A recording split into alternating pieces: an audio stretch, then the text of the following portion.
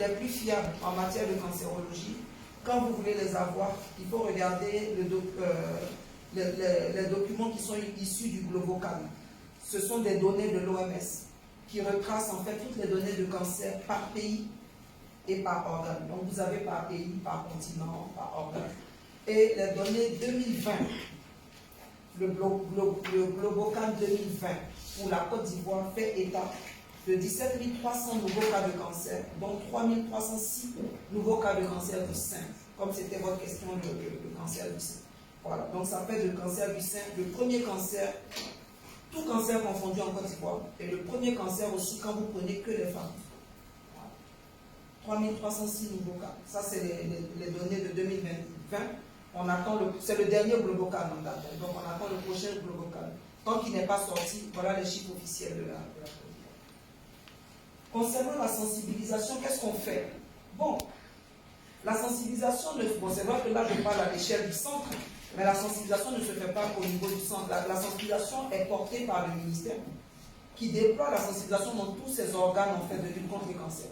Le premier organe qui coordonne la sensibilisation, c'est le Programme national de lutte contre le cancer et qui travaille avec les ONG, qui travaille avec les hôpitaux sur place. Donc nous, on vous a dit ce que notre hôpital fait dans le cadre de cette politique qui est portée par le ministère de la Santé. Je sais que je peux vous affirmer que plusieurs actions se passent partout, mais je ne pourrais pas vous en donner les détails parce que je n'ai pas les chiffres. Mais ce que le ministère nous recommande à tous, c'est que c'est vrai, Octobre Rose, par exemple, c'est le mois de la lutte, mais ce que le ministère a recommandé de tout temps à tous les acteurs de la lutte, c'est que c'est tous les jours qu'on doit faire de la sensibilisation. Les mois dédiés doivent permettre d'en faire plus, mais on en fait tout le temps. Voilà. Donc, je pourrais aussi, peut-être si le temps nous permet, rentrer dans les détails de ce qui se fait. C'est vrai qu'on a des présentations où on présente ce qui se fait, mais comme aujourd'hui, c'était pour parler d'accessibilité. Mais c'est vrai que votre question rentre aussi dans l'accessibilité, parce que vous avez dit quelque chose de capital et qui est tellement juste, c'est que quand un cancer est découvert tôt, le coût du traitement baisse.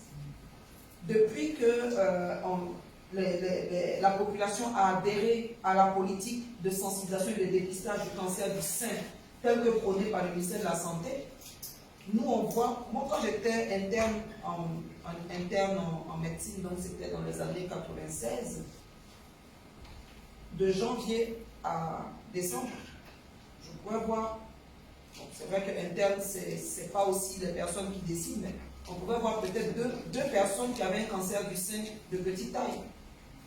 Aujourd'hui, on en voit de plus en plus. Donc ça montre qu'il y a un impact positif de cette politique de sensibilisation et surtout de dédramatisation. Avant même, on sensibilisait, les gens venaient, mais il y a certains encore qui se disaient, mais si je viens, qui trouvent là, si c'est pour mourir forcément, et puis avant ça va m'enlever le sein. Mais quand on a commencé à dédramatiser pour dire que quand c'est découvert tôt, on n'est pas obligé d'enlever le sein et on peut en guérir, de plus en plus de personnes viennent. Et moi, ce que je peux vous dire pour le centre, c'est que lorsqu'on a fait notre première campagne de dépistage de masse l'année dernière, on a traité beaucoup de personnes qui non seulement ont conservé leur sein lorsqu'elles sont passées chez les chirurgiens, pardon, quand elles sont venues au CNRAO, elles n'ont pas eu besoin de chimiothérapie, elles ont fait directement la radiothérapie.